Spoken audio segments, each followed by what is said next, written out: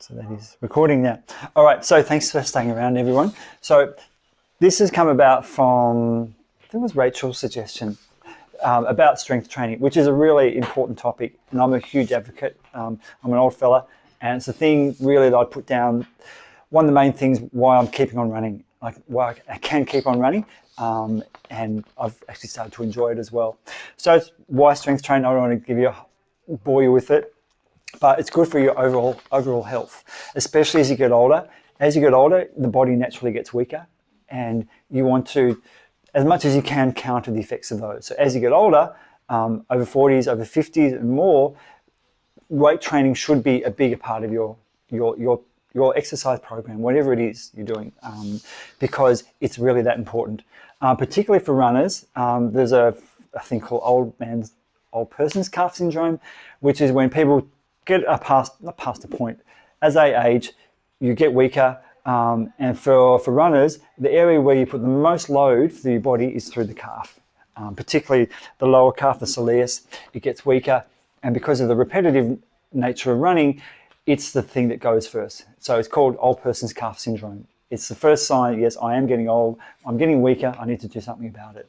So it's so important for that. Also for your postural health. So a lot of people with their lifestyles of having sitting jobs, they just develop bad habits of bad posture.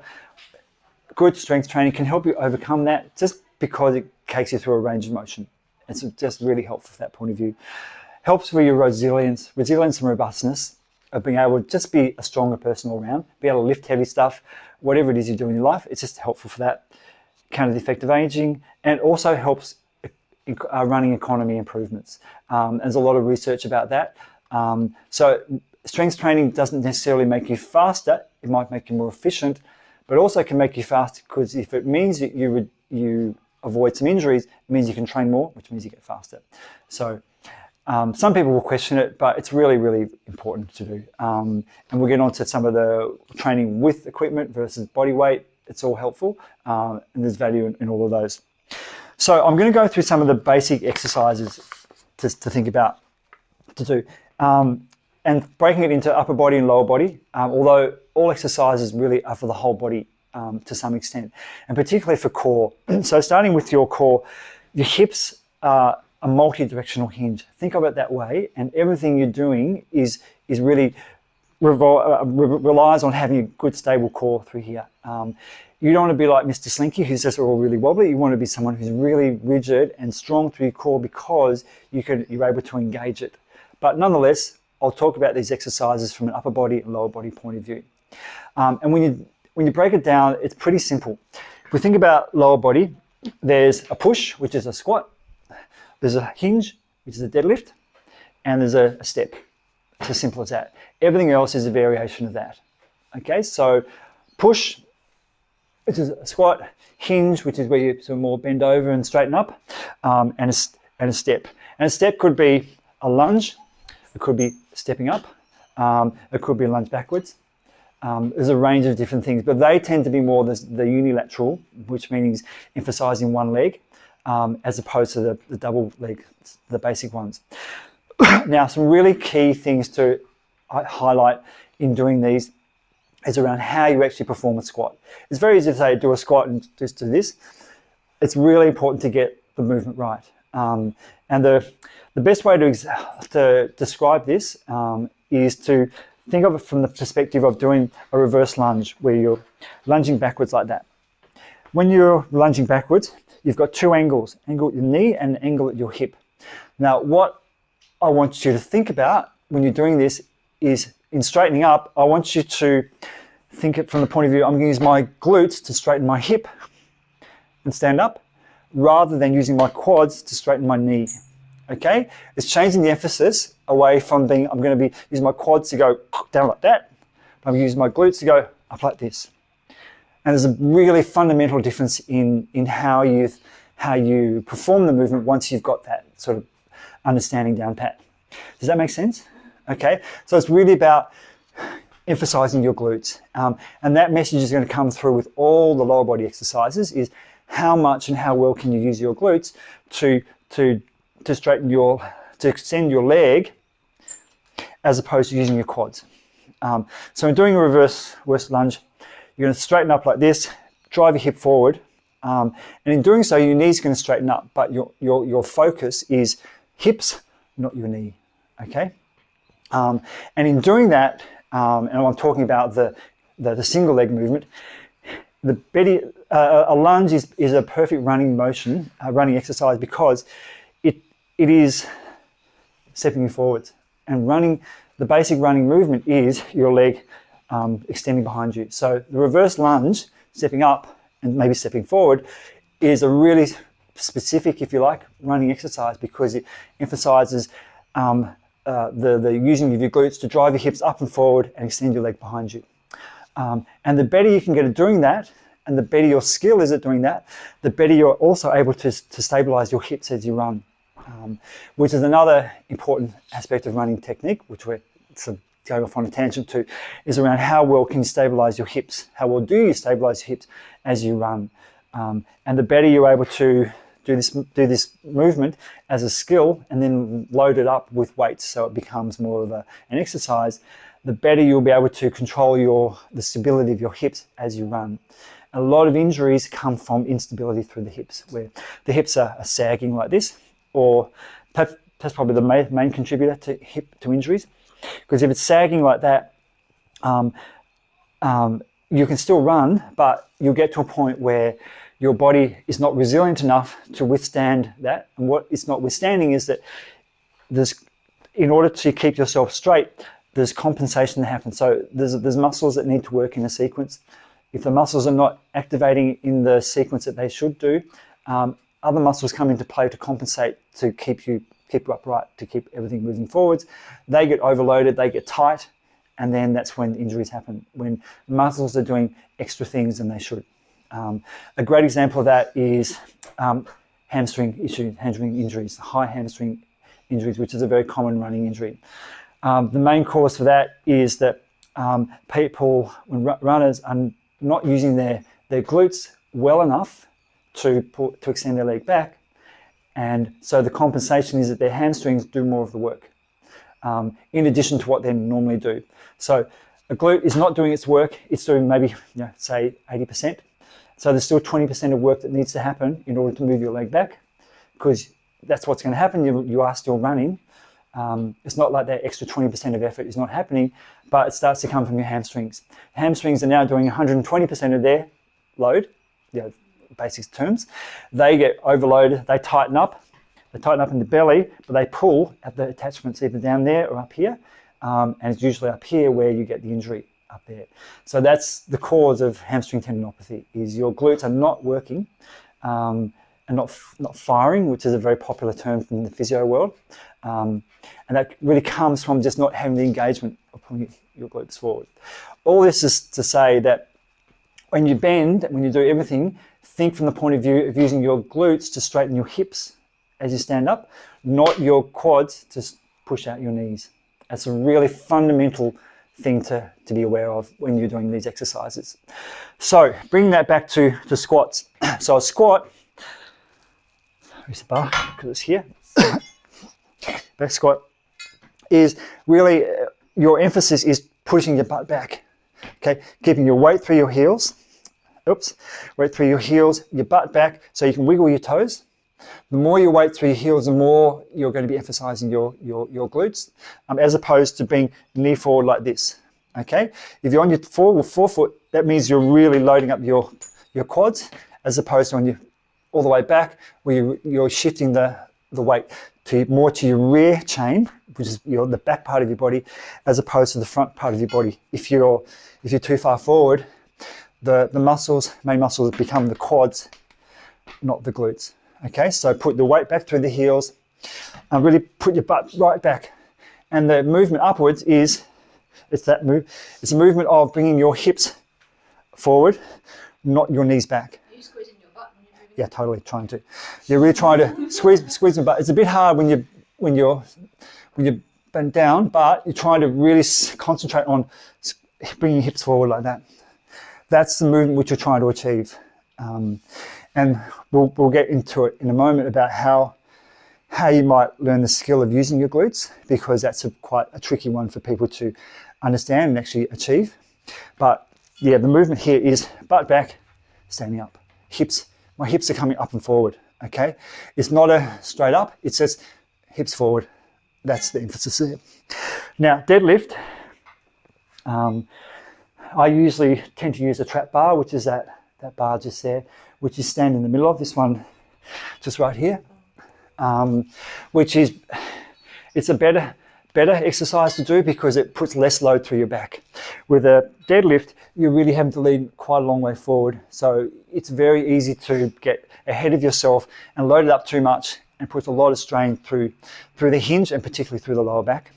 If you use a trap bar, it allows you just to shift the weight back from there back to being more a neutral position. So it's just better for your back.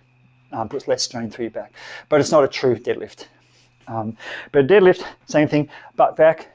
Your knees are not really bent much at all. Okay, you're not bending down like this to do a deadlift. Your knees are barely bent. And same thing, you're straightening up by bringing your hips forward. Can you see that? Okay, so again, the emphasis is about your glutes and the role of them. And just to highlight how important the glutes are for running, if you look at sprinters who have high power, they've got huge asses. So if you want, that's a really good real life explanation about how important glutes are. They've got big asses because that is the prime mover for their speed. Okay, they also do think, their hamstrings, everything else, but it's really the prime mover, as it is for longer distance running. Just we don't have the force and the high output that they require. So those are two double bilateral movements by the lower body. Single unilateral movements are step ups. So I'll just use this one. Get this out. Ideal height for step ups is just below the kneecap. And when you're doing these, let's see if that's better. When you're doing these, don't rock forward to step up.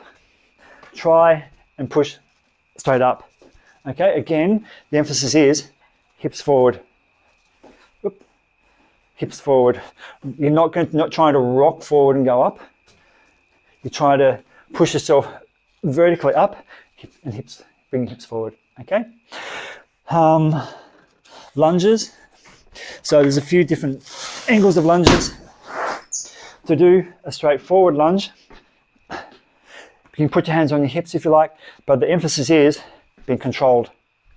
As you go down, making sure your knee is not wobbling, and that's going to come from your hips. It's not going to come from here or there. It's going to come from how well can you control your hips as you go down and up, and making sure that you don't drop or wobble.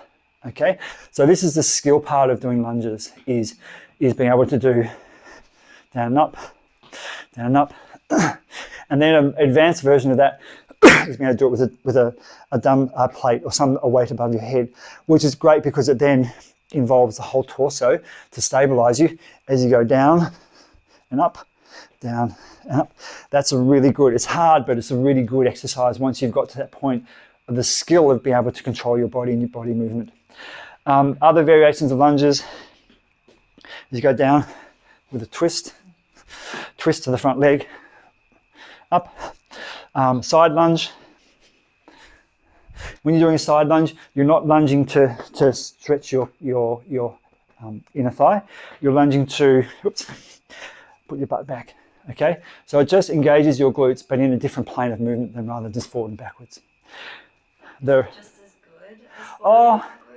It's not as good. It just gives you, instead of having everything be front and back movement, it just gives you a sideways movement to it. Lunges, you can also like do a clock if you like to. 12 o'clock, 1 o'clock, 2 o'clock, 3 o'clock, and do that just so you're not always doing everything front and back, just as a bit of variety. Okay. The reverse lunge, which I've talked about, which is really, it's such an important lunge to be able to do just from a skill point of view and understanding that movement of the glutes.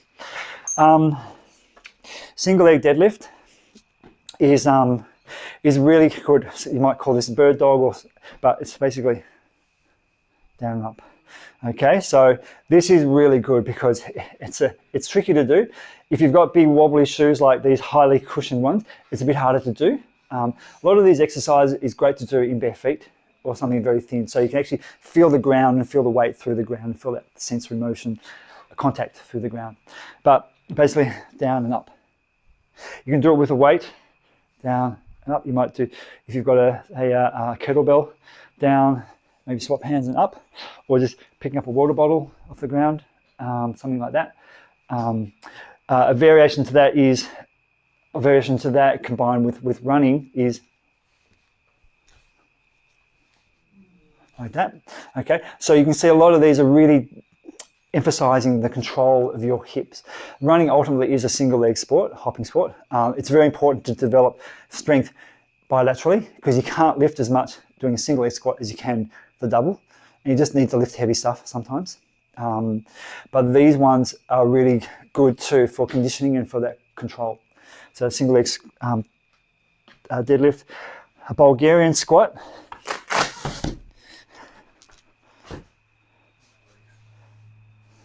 This one's really good. This one's really, it's really tricky to get that stability. You start doing these just with body weight, just to develop the skill and the control before you start loading things up. And we'll get to that shortly. And the last one is split squat, which is down up like this. I find it actually better, rather than keeping your feet completely in line, keep them a little bit apart, down and up. Okay, so you can see the value of those. It's really emphasizing your single leg movement. And then calf raises, which is, it's really important. They're boring shit, but they're really important. And calf raises, doing body weight, it's great, double leg into single leg, but weighting them up. When I was having some calf problems, in fact some heel problems, which was chronic, I had them for years, I got over it by doing heavy calf raises. That is a dumbbell with 100 kilograms on it, doubles like that, and it cured a chronic years-long heel problem through heavy weighting, as well as gave some 100 kilos on it. So I load it up. It'd be really, because I'd have to hold on something, balance it there, but up and down over 100, and then putting it on my here with a whole lot of padding and doing those as well. So there's two dimensions to calf raises: straight leg, and then either bent leg or say a seated calf raise with something on your hip. But it has to be really heavy. That's the hard part about it. So that covers lower body exercises. When you boil it down, it's pretty simple. I'll get to in a moment how you would put this together. Get to that. And I'm going to send these around in the email tomorrow night, as well as this video recording. So upper body is simple as well. Think pull, push, and it covers most of the exercises. So pull is like pull-ups, bent over row, or maybe pull-ups like that. Okay, so could be shoulder press. Oh, no, that's push. Pull. Pull-ups. So It's not froggy. not sure it's on the floor. So I need a step for that.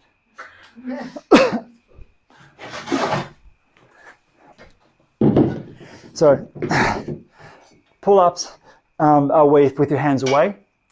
Pull-up chin-ups are that way, which tend to be a bit easier. But pull-ups, when you're doing these, okay. With a lot of these, really try and pull your shoulders back towards your shoulder blades into each other. So, so your body directly good for running? So, or not? Well, no, it's in not really, but it's more just about overall strength, overall health, strength and health. It's just, you don't want to be a all lower body person. Upper body is really important, and having upper body strength is really important. I love pull-ups because they're such a primal movement. It's like lifting yourself off the ground. You know, they're great. They're hard, but they're great to do. But as you're pulling up, try and really pull your shoulders back. Can you see that? So pull your shoulders blades back into each other. And same when you're doing bent over row. Make sure your back's straight. And really pull your shoulder blades up like that. You can do those. It could be single leg, single arm ones. If they're done like this, you could do it as includes more core like that. So you're engaging more of your core around the hip joint, the hinge joint. And cleans. So you could do like just pull up like this, or you just do like that. Okay, so they're 3 pulling exercises. Pretty simple. Pushing exercises could be shoulder press, bench press, or dips. Simple as that, really. Think of push, pull, and when you're combining them in a program, you can do pull-ups and push-ups as go from one straight to the other, because they're really opposite muscle groups. You can easily combine those. It's much more efficient to do that as well. And you can also, another variation is carry, which is like carrying heavy weight, like heavy shopping bags, called a farmer's carry, with really heavy, usually dumbbells or kettlebells. That's what they do. So that's upper body. It's pretty simple when you boil it down. A lot of other exercises, whether it's, they're just variations of that pull or push, okay? And 3 planes. Pull, down, down, all that. And push is basically the opposite. They're really pretty simple.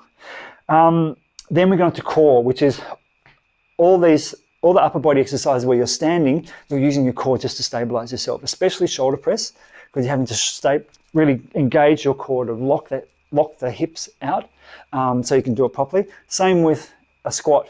When you're bracing for a squat, a lot of people have a belt around there, but your better off is to really just lock out the hip and develop the skill of locking the hip out and then pushing up. And that's a skill that you'll practice and you'll develop as well.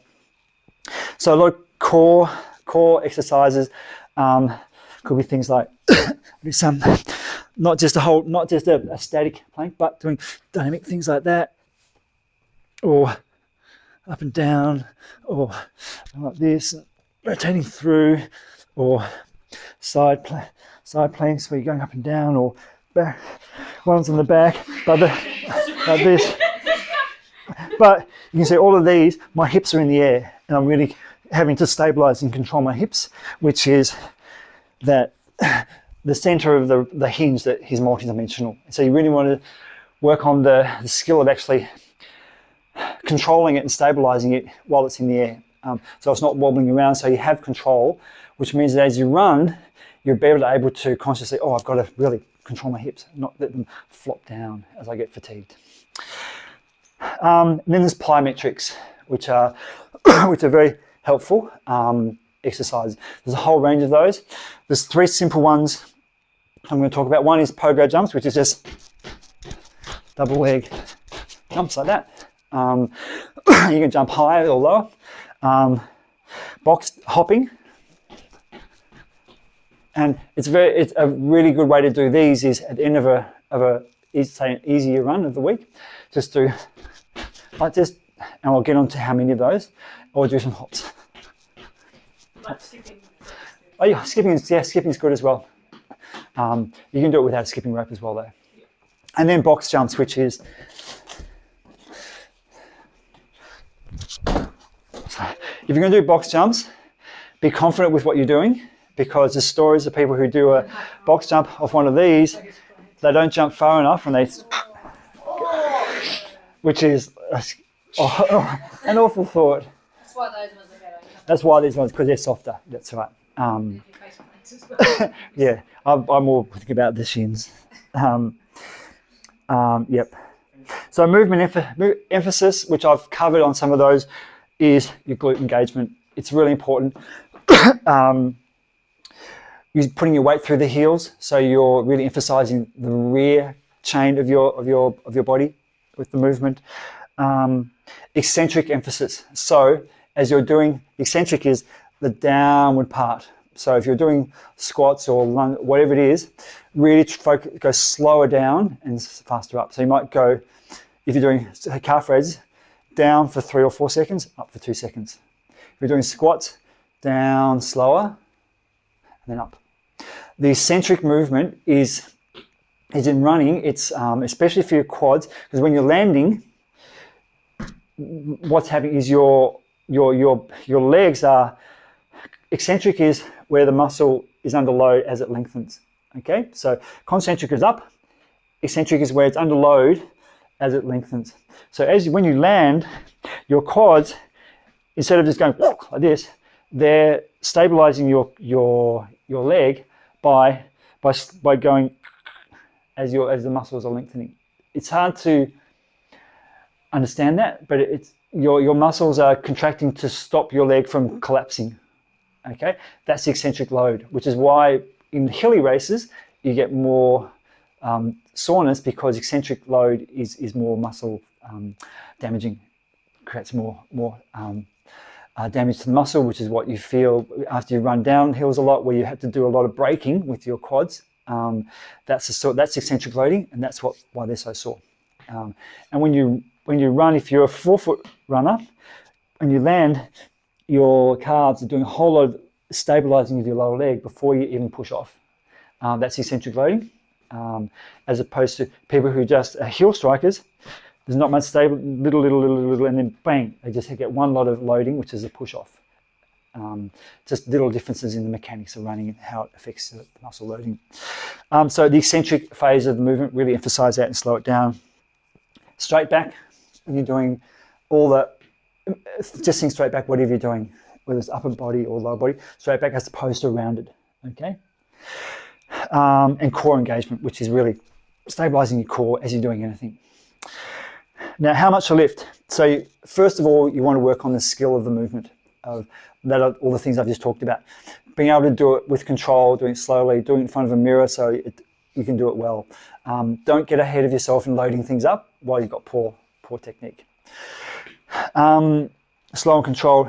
Now rep range, and this will make more sense when you see it written down, but think of it 3 different rep ranges. Strength range is sort of 2 to 4 reps, okay? Like you're lifting 2 or 3 reps and 4, I'm done, because it's just so heavy.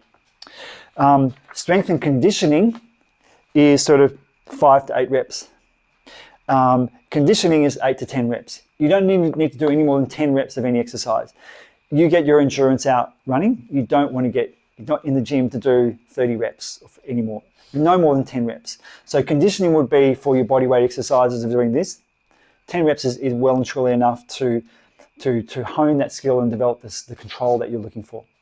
As I said, I'll email all this out tomorrow night. The number of sets to do. So going to the gym only needs to be 20 or 30 minutes. I'm lucky I've got one in my back shed, so I can just go there, like in whatever I want, really.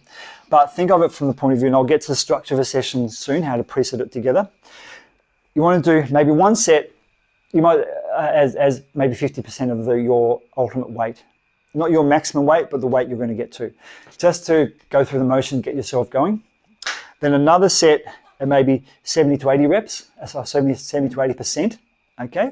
And each of those, 6 to 8 reps, just to get yourself going. So you're priming the body, a bit like we were doing those 200s as a primer tonight for the mile. You're priming your body with those reps, and then you might do a third sort of warm-up set, if you like, at sort of 80 to 90% of your target weight.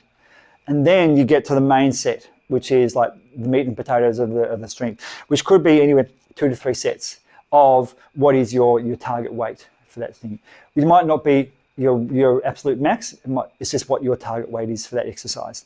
Depending on what phase you're at, whether you're trying to lift only 2 or 3 reps or whatever, just do maybe 2 or 3 sets. You don't need to do any more. Some people would say even 1 set is enough. 2 sets is, 1 set to me just doesn't seem like enough. 2 sets is good. 3 sets is, you're starting to get into the point where it's going to take away from your running.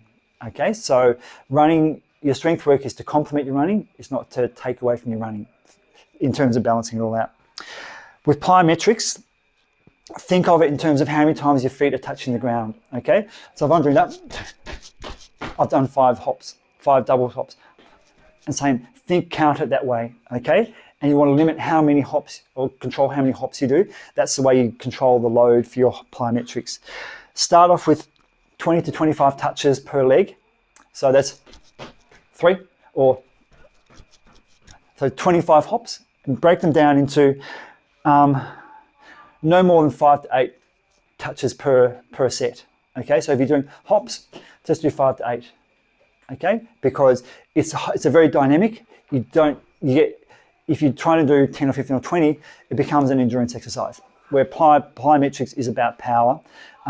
Once you get over even 5, you start to fatigue and you lose the effectiveness. You think 5, I hardly started. Well, that's right, but that small range is where you get the benefit from. Okay, I'm going through a lot here. I'll email all this out. When to lift after your key run sessions. So remember, you don't want your weight training to take away from your running. It's there to complement it. So, an ideal world would be you do your hard run session in the morning, you do your strength work in the afternoon. Or you might do it the next day. But try and depending how heavy you're lifting, try and have a clear day between your strength session and your next hard session. It's okay to run the day after you do weight training, or do weight training first and then running afterwards. Just don't expect to put quality into it. So if you think of when your quality runs are, do your quality runs first, weight training after. Okay, and try and allow a bit of a gap, as many hours as you can between them. Sometimes life just doesn't allow, and you just have to do easy run straight into the gym, which is what I need to do because I can't do anything after work. That's just how it is. And how to put it all together in an actual session. Okay, so you don't need to do a running warm up. You just do a walking warm up. If you like, just moving around, just to get yourself, like if you've been sitting down for a long time, just get up and about and moving. So active movement, and then you do the plyometrics first. Okay, so you do the really dynamic stuff where you're wanting to be explosive. Get that done first before you fatigue. Okay, so you can get the quality into that jumps or the hops or whatever you're doing. And then you move on to strength. So you might do one lower body exercise. So you might do squats, and you might do pull-ups and shoulder press. And that could be all you do for your heavy training. So it doesn't need to be you have to do a lot of different exercises, which is why a gym session can be really efficiently timed. Plyometrics might take you 5 minutes. The weight stuff might take you 10 to 15 minutes, depending how many sets you do. And then you're doing squats, pull-ups, push-ups. You can do them bang, bang, bang, because they're all different muscle groups. Have a rest for a minute or so, bang, bang, bang, do them again. And so you can get through 3 or 4 sets of that pretty quickly, pretty efficiently. So one lower body, 2 upper body, a push and a pull. Make sure they're different. You're not doing push-ups and shoulder press. Like that's 2 pushing exercises. And once you do those, then you do the conditioning, which is like the single body, like the single leg squats, the single leg run. So you're already a bit fatigued, but that's what those exercises are about, is developing the skill and control while you are fatigued. So that's okay to do it that way. And at the end, if you feel like it, do some core work. But in doing everything else, you've done a lot of core work already, because that's part and parcel of the actual movement itself. So it's pretty simple when you break it down in that way, how to put a strength session together. In terms of body weight stuff, if you're really limited and you don't have anything, just do the exercises really slowly. Okay, so time under tension. So there's something they call the impossible push-up, which is a 3-minute push-up, minute and a half down and minute and a half up. So you got to go down slowly for a minute and a half, and at the bottom, and then up. So time under tension is 3 minutes. If you can do it, like there's a guy who does YouTube videos, he gives me $100. Not many people get it. So it's so if you're limited for equipment, just do the movement slowly, so you really feel, okay, I'm really, really working this one. Okay, but if you've got access to a gym, fantastic, because if you're going to buy things, what I would get is something we can do pull-ups from. You can also strap onto that rings or other things as well. So it's a really good attachment point for all sorts of stuff. A squat rack, because you can't do squats without a squat rack really. So I got some from Marketplace for $30. Or you can make them your own. You can look on YouTube videos and make your own squat racks. So you can put a barbell on there and do proper squats. So you need to get quick setup, a barbell, some plates. You can go to somewhere like SportsMart and get them. One little thing to look out for is you can see here there's different thicknesses. That's called Olympic size, which is 5 centimeter diameter. This is 2.5 centimeters. So when you start buying something, make sure you're getting everything the same. So I had a whole lot of these, so I was set up for 2.5 centimeters, and then trying to find, I couldn't find any trap bars at 2.5 centimeters. So I couldn't, if I bought a trap bar, I'd have to buy a whole lot of plates until I finally found one. And so just be aware of that little gotcha in case if you are investing. Dumbbells are great. They're good. They're sort of, you can do a lot without dumbbells. I mean, they're helpful. If you're going to get dumbbells, I get adjustable ones where you can screw the weights on and off, or ones where they're a set where you can flick a little thing and it just adjusts the weight on them. So dumbbells are good. They're pretty good. Kettlebells are pretty good, but really the real value comes from having a barbell and some plates, because you can use one of those to hold it in your hand and do stuff like that for the other exercises. And then because if you have little barbells, then you kind of need to get sort of smaller weights like the ones up the top there. And so in terms of being efficient, yeah, nothing replaces a barbell. It's so useful for all sorts of stuff, which is one of these things. Yeah, so that's kind of it really in a nutshell. Yeah, it can be really complicated, but think of it simply, especially in terms of the movements and how to then put together a program. And a session doesn't need to be long. 20-30 minutes is fine. If you're spending longer in there, you're going to be tired. It's going to affect your running. So think of it, balance it out as well. But I've found once I've got into strength training, I really quite like it. You almost have to pull yourself away, because it's feels good to lift stuff, and do stuff, and I'm making progress. But then you feel tired the next day. How many days a week? I heard some people say 1 day is enough. 2 days, I go for 2 days is good. So you might go on 2 days. You might go, one day I'm going to do squats and one push and pull. Another days I'll do deadlift and another push and pull. So in a week you're doing heavy squats, heavy deadlifts, or whatever. And